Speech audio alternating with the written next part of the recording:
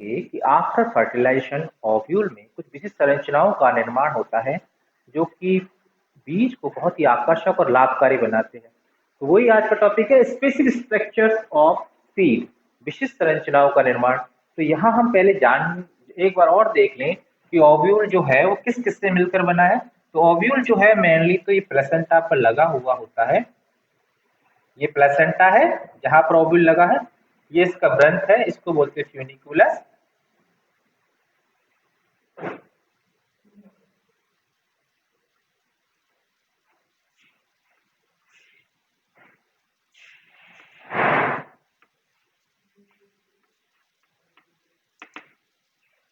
ये ओव्यूल है, ये इसका व्रंत है फ्यूनिकुलस, फ्यूनिकल या फ्यूनिकुलस, बीजांड व्रंत जिसको कहा जाता है।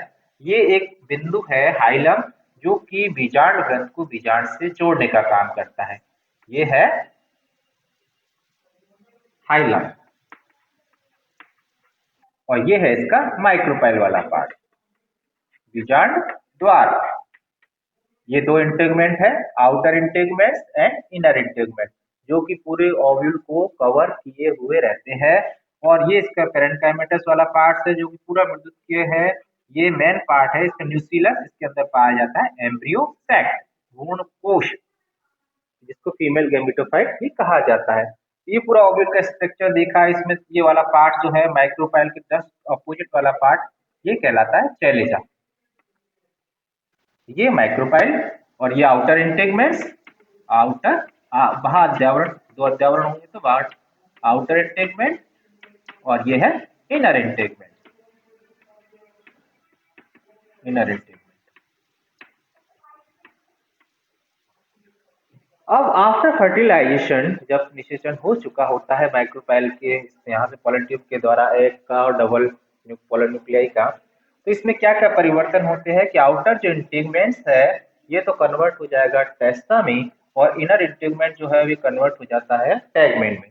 आउटर इंटेगमेंट टेस्टा टैगमेंट में कन्वर्ट हो जाते हैं, फ्यूनिकुलस ग्रंथ झड़ जाता है, और हाइलम नाविका, ये नाविका वाला खंड है। और बहुत सारे परिवर्तन होते हैं जो पहले आपको वाले वीडियो में बता चुके हैं। तो इसके पश्चात इसके अलावा भी बहुत सारी संरचनाएं बन जाती है, विशिष्ट संरचनाएं। तो उन्हीं संरचनाओं का अध्ययन करेंगे कि नॉर्मल के अलावा एक्स्ट्रा क्या क्या संरचनाएं बनती हैं। तो सबसे पहले देखते हैं कारंकल, बहुत इंपॉर्टेंट टॉपिक है कारंकल। स्ट्रोफिलियो नाम है इसका, स्ट्रोफिलियो, फियोले या एलियोसोम, तीनों इसी के नाम है। तो मेनली जो क्वेश्चन पूछा था कारंकल, सबसे बेस्ट एग्जाम्पल इसका यूफोर्बिएसी फैमिली में पाया जाता है कैस्टर अरंडी, रिसिनस कम्युनिस, ये इसका एग्जाम्पल है। जिसके अंदर आपने सीड, कभी आपने रिसिनस अरंडी का या रिसिनस कैस्टर का सीड देखा हो तो ये इसका सीड है। और ये जो बाइलॉब स्ट्रक्चर है, ये बाइलॉब स्ट्रक्चर देखिए, बाइलॉब दो लॉब जैसी स्ट्रक्चर है, बाइलॉब।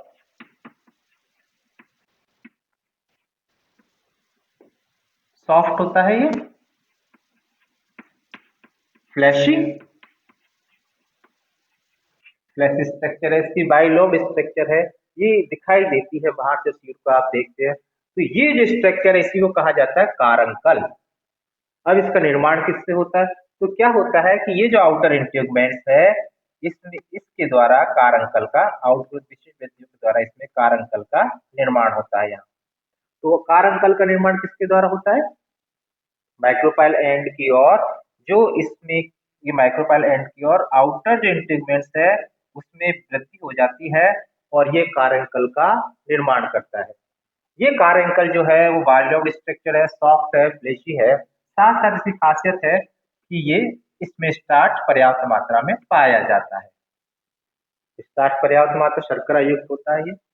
तो शर्करा युक्त होने के कारण ये जो सीड है कैस्टर का, ये आंट चींटियां इसको क्या है एक ले जाती है, और इनके जो चींटियों के लार्वा है, आंट चींटियों के लार्वा, इनको ये बहुत ज्यादा पसंद है ये कारंकल, क्योंकि शर्करा युक्त है। तो इसका क्या करते हैं, चींटियां ले जाती है इनके लार्वा को, इनको भोजन का काम करती है। तो ये क्या है, सीड एक स्थान से दूसरे स्थान पर पहुंचता है, तो इसके द्वारा इसका क्या हुआ, सीड डिस्पर्सल हो गया, प्रकीर्णन हो गया। एक स्थान से कहाँ पहुंच गया सीड, दूसरे स्थान पर, तो सीड का डिस्पर्सल भी हो गया। एक ये इसका बहुत अच्छा लाभ है इस कारकल का। ये सीड डिस्पर्सल में सहायक है। दूसरा ये कि ये जो कारणकल है ये H2O ग्राही है। H2O ग्राही है मतलब ये दूसरा क्या है, हाइग्रोस्कोपिक नेचर है इसका, आर्द्रता ग्राही है, हाइग्रोस्कोपिक है, तो वाटर को ग्रहण करता है, पानी को एब्जॉर्ब करता है। तो ये जो पानी इसने ग्रहण किया वो किसको प्राप्त हो गया, माइक्रोपाइल्स को, माइक्रोपाइल ग्रहण बीजांड द्वार के द्वारा। तो सीड जर्मिनेशन में ये सहायक है, ये पानी किसमें सहायक हो, सीड कोट को तोड़ने का सीड जर्मिनेशन में लाभकारी,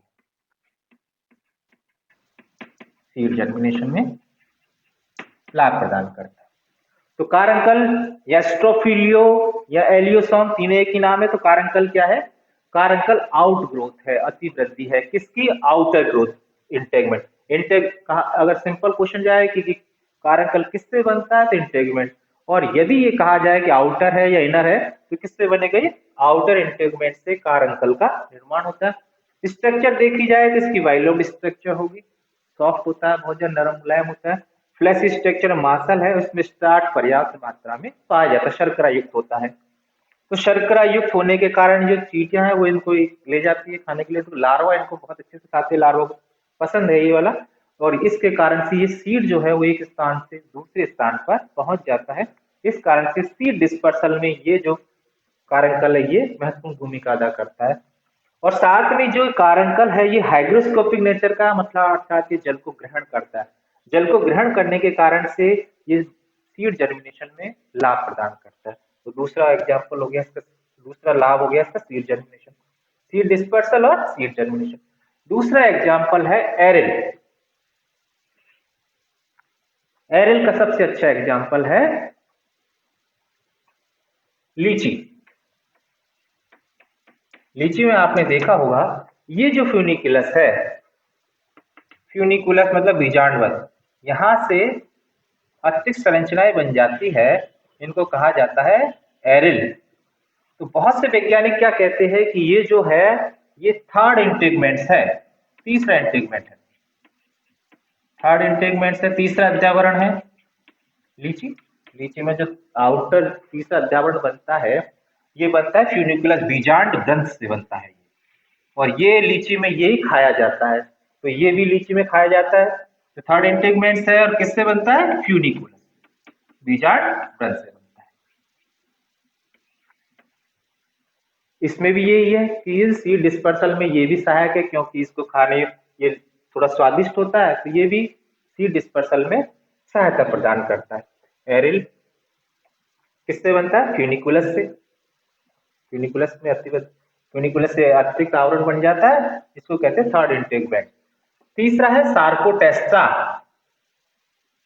सार्कोटेस्टा जब बाहर अध्यावरण जो आउटर इंटेगमेंट्स है, ये जो आउटर इंटेगमेंट्स है ये कैसा होता है, मांसल और गुदेदार हो जाता है। आउटर इंटेगमेंट कैसा हो जाएगा, मांसल और गुदेदार हो जाता है, तो इसको कहा जाता है सार्कोटेस्टा। इसका एग्जाम्पल है जो आउटर इंटेगमेंट कैसा हो जाएगा, मांसल, फ्लैशी, आउटर इंटेगमेंट फ्लैशी हो जाता है, मांसल हो जाता है। इसका एग्जाम्पल है मैग्नोलिसिकुल, मैग्नोलिएसी, मैग्नोलिएसी, मैग्नोलिया, इसका एग्जाम्पल हो गया। आउटर इंटेगमेंट जब फूल का गुदेदार हो जाता है, मांसल, तो इसको कहा जाता है सार्कोटेस्टा। दूसरा है, फोर्थ है कोमा। कोमा में क्या होता है कि जो आउटर इंटेगमेंट्स है, ये आउटर इंटेगमेंट जो है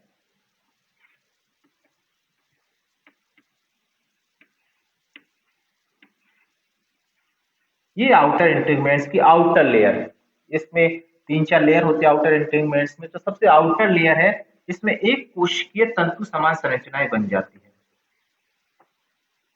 आउटर इंटेगमेंट, ये आउटर इंटेगमेंट्स में, आउटर इंटेगमेंट्स में सबसे आउटर लेयर है कि आउटर लेयर, सबसे आउटर लेयर जो है वो यूनिसेलुलर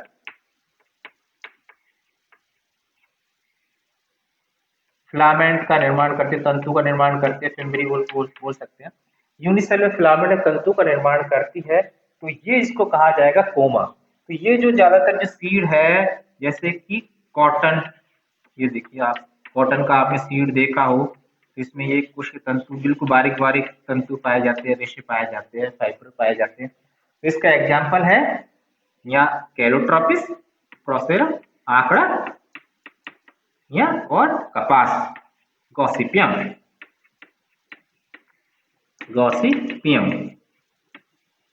एक कोश के तंतु समान संरचनाएं बन गई। ये सीड है पूरा पूरा, और ये इसके यूनिसेलुलर फिलामेंट हो गए, तंतु हो गए, फाइबर हो गए, तो इन्हीं को कहा जाएगा कोमा।